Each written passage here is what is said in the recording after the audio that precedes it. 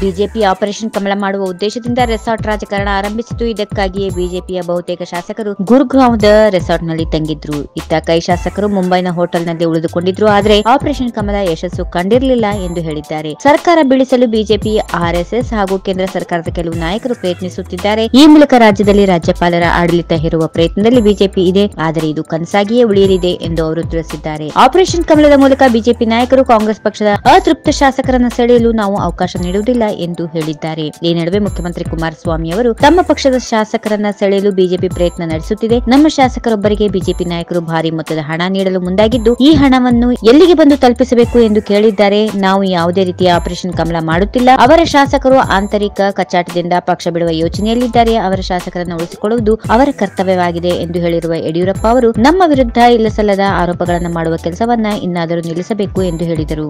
ಈ ವಿಡಿಯೋ ನಿಮಗೆ ಇಷ್ಟವಾದಲ್ಲಿ ಲೈಕ್ ಮಾಡಿ, ಶೇರ್ ಮಾಡಿ, ಸಬ್ಸ್ಕ್ರೈಬ್ ಮಾಡಿ.